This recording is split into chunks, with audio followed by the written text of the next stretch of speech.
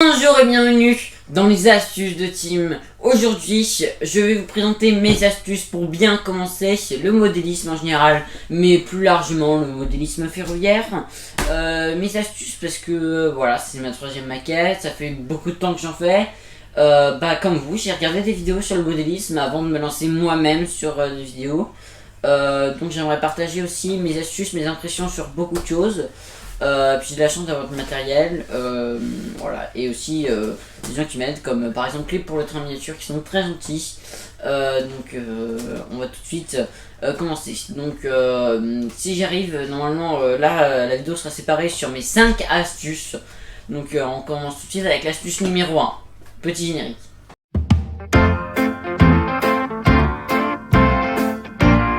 Donc ma première astuce pour moi, c'est d'abord bien commencer. Pour bien commencer, il faut faire des plans comme celui-là, ou celui-là, ou celui-là. Voilà, comme ça moi, c'est 3 types de plans, parce qu'il y a donc chaque type de plan, j'ai mis en dessous, donc par exemple le nom du réseau. Donc le premier plan c'était le réseau bouclé, le réseau à double terminus et le réseau en os de chien. Donc il y aura ces 3 plans là. Pour moi, c'est les 3 réseaux à faire si on a une pièce. Nous c'est un réseau en os de chien qu'on a. C'est pratique parce que moi on peut faire tourner le train, on n'a pas, voilà, moi je trouve ça bien, voilà, ce genre de réseau là. Et on n'a pas à passer en dessous des modules, enfin, pour moi c'est le meilleur type de réseau qui soit, donc voilà, après faire des coulisses derrière, ça peut être pas mal, donc voilà. Et pour bien commencer par exemple faire les plans de réseau, donc voilà, par exemple là il y a les clés pour le train miniature. Donc ça c'est les premiers numéros, j'ai tous les numéros de clés pour le train miniature, au moins, moi je peux vous dire qu'il donne des bonnes astuces. Et en plus, voilà, c'est pas si cher que ça. Et vous pouvez, donc dedans il y a des bâtiments à construire. Donc pour commencer c'est bien, il y a plein d'astuces. Donc moi je vous conseille vraiment ça pour commencer. Et puis à part ça, pour commencer, bien sûr, on arrive à notre donc, deuxième astuce, générique.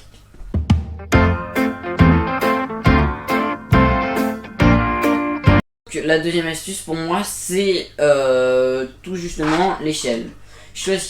Bien choisir son échelle, c'est même avant de faire le plan de son réseau, quoique on peut faire l'inverse. Mais par exemple là je vais avoir un TGV un peu, voilà, bon, il date un peu.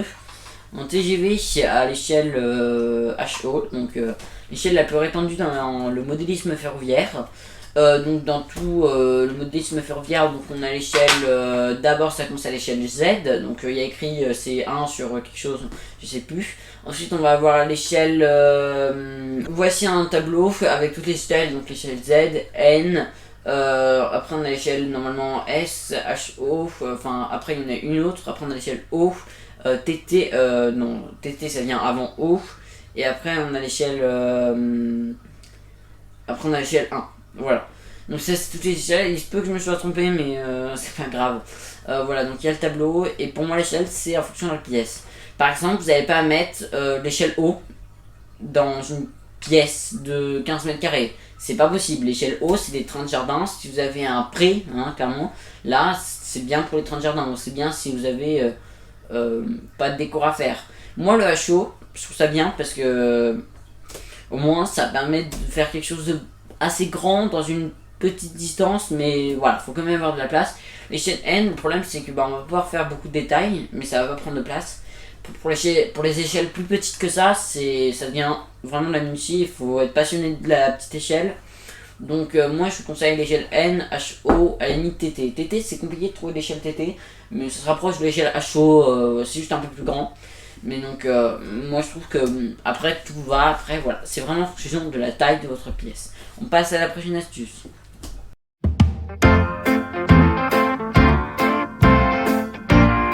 Donc pour moi cette astuce là c'est tout ce qui est nature, donc tous les produits nature quand vous êtes lancé. Moi j'ai commencé par directement faire mes propres arbres. Voilà ce que ça a donné clairement, voilà. Et voilà ce que j'en attendais. Donc voilà. Et donc ça c'est des arbres que j'ai acheté chez Maquettis. Donc d'ailleurs petite vidéo, j'ai fait cette vidéo là, donc voilà, petit lien là.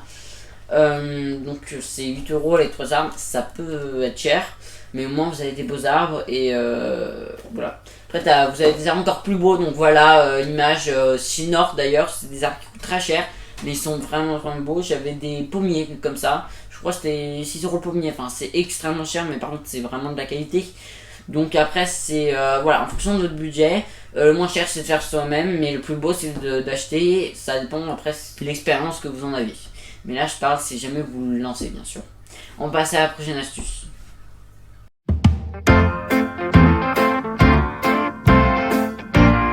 Donc pour ma prochaine astuce, pour moi il ne va pas falloir commencer, donc si jamais vous voulez acheter des maisons, par directement du falleur. Voilà. Falleur, Hornby, Paint une modéliste si ça peut passer, c'est juste de la peinture donc ça va. Mais je cherche le nom, c'est. Je sais plus comment ça s'appelle. Le nom s'affichera voilà, avec l'image de ce que ça représente. Voilà. C'est des très belles maisons de cette marque là, comme chez Falleur. Mais par contre, c'est trop détaillé, c'est trop compliqué à faire. Pour moi, quand on débute, il faut savoir commencer petit à petit. Donc pour moi, la marque donc, où il faut commencer, c'est Pico. Pico, c'est des maquettes pas chères, qui sont faciles à faire, pas avec beaucoup de détails. Pour le fond de décor, c'est bien, et ça permet de s'exercer pas mal dessus. J'en ai fait des vidéos, donc voilà, allez voir, j'en mettrai une là. Mais sinon, tout est dans la playlist tuto sur ma chaîne YouTube, donc voilà, donc allez voir. Comme je disais, Pico, c'est la marque pas vraiment du débutant, mais c'est la marque que tout le monde utilise, mais ça permet de faire des trucs sympas à moindre prix, on va dire ça comme ça. Voilà, pour moi, Pico, ça reste une des bonnes marques. Après Pico, on va voir Haugen, puis Faller, puis donc la marque de tout à l'heure, je n'ai toujours pas la marque.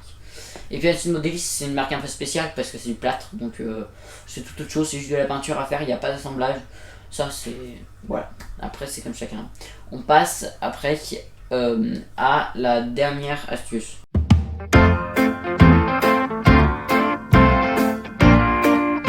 Alors pour moi, la dernière astuce c'est bien choisir ses rails. Parce que les rails c'est ce qu'on va mettre en premier dans une maquette. En premier on va faire le tracé avec les rails. Donc ça c'est des rails de chez Peco qui viennent de chez Maquettis. Donc c'est 3,50€ le rail il me semble de 1 mètre. Code 100 de chez Peco, je le répète. Il y aura le lien de tout ce que je présente en description, donc la description va faire clairement ça, mais c'est pas grave. Donc entre les Peco et le Rocco Géoline. La différence, le Rocco Géoline c'est facile à assembler, ça coûte pas très cher, c'est déjà ballasté, mais c'est pas très beau. Voilà, clairement on peut se le dire, c'est facile à poser, c'est facile à imbriquer, c'est déjà ballasté mais c'est pas très beau. Alors que ça, déjà c'est flexible. Ça coûte un peu plus cher mais c'est flexible. Donc voilà, on peut faire aller dans tous les sens. Après c'est nous qui le ballastons, on peut le noyer, on peut ne pas le noyer, on peut le poser sur du liège, ne pas le poser sur du liège. Ça c'est les choix de chacun, si jamais vous voulez pas vous embêter sur la voie, prenez ça. Voilà, pour débuter, prenez ça, vous remplacerez peut-être par ça plus tard. Mais c'est pas très beau, voilà, moi je trouve ça pas super. Après la caméra je sais pas ce que ça rend, mais allez en magasin si vous avez un doute. Pour moi ça reste mieux, après c'est un peu plus cher, c'est plus difficile à poser surtout dans les courbes. Faut couper, c'est plus compliqué, mais le résultat sera là. Voilà les photos de ce que ça donne moi sur ma maquette à la fin. Par rapport à ça clairement, voilà, ça c'est pas possible, non, pour moi, voilà, moi j'aime pas du tout. Moi je vous propose de passer à la catégorie bonus, le budget qu'il faut avoir.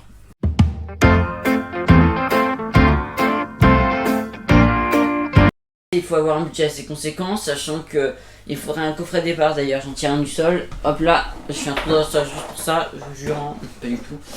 Donc là, par exemple, c'est un coffret de départ Rocco avec des wagons. Moi, j'ai 2 coffrets de départ parce que Rocco, ils sont gentils d'ailleurs. Ils m'avaient envoyé un coffret de wagon, donc merci à eux. Je le répète, allez voir la vidéo, c'était dans mon ancien décor. Ma voix en plus, c'est compliqué. Donc un coffret de départ, donc celui-là coûte 299€. Ce coffret coûte 299€.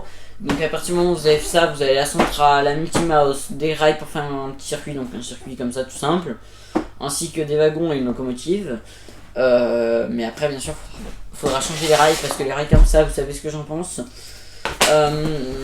Voilà, ça c'est ce qu'il faut avoir obligatoirement. Après il faut pouvoir faire aussi, si jamais vous voulez vraiment faire une maquette et pas juste ça sur une planche par exemple, de tout fait tomber, faut pouvoir faire les modules. Donc des modules, on a les Easy modules de chez Maquettis, Je suis désolé Maquettiste, même si je vous adore. Les e-modules sont un peu chers et sont faciles à monter, je suis bien d'accord. Mais moi j'ai une pièce de 25 mètres carrés et c'est compliqué de faire autant de modules. J'ai une trentaine de modules, voire plus, je ne sais pas, je n'ai pas compté. Et bah faire les e-modules, ça nous a coûté plus de 1000 € donc on peut faire les modules. Il faut avoir le budget pour faire les modules. Ensuite, quand on a les modules, il faut poser la voie. Donc le budget pour la voie, on va dire que pour une pièce de 20 mètres carrés, un budget module, ça sera un budget 500 € de module. Budget de la voie, budget 1000 € de la voie. Pour moi, en tout cas, pour le tracé que j'ai fait, pour le plan que j'ai fait. Voilà le plan de mon tracé de réseau. Voilà. Et après, tout ce qui va être équipement ferroviaire, les équipements ferroviaires coûtent très cher.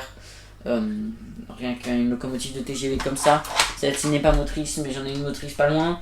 Ça peut coûter jusqu'à 800 € en TGV, bien sûr, en digital.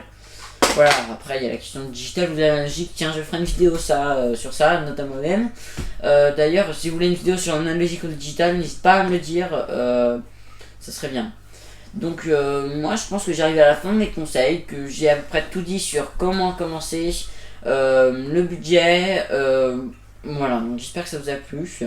Regardez, il y a un bouton s'abonner en dessous là qui arrive. Donc cliquez dessus et donc voilà, abonnez-vous, vraiment ça m'aiderait beaucoup. Ça me soutiendrait à faire d'autres vidéos dans ce genre là. J'espère que mes astuces vous ont aidé. Là pour le coup c'est vraiment des astuces pour une fois. Le nom de la chaîne porte bien son nom. S'il y a peu j'ai mis mon petit logo là, vous pouvez cliquer dessus pour pouvoir vous abonner plus facilement. Donc allez-y, faites-le. Au revoir et à mercredi prochain.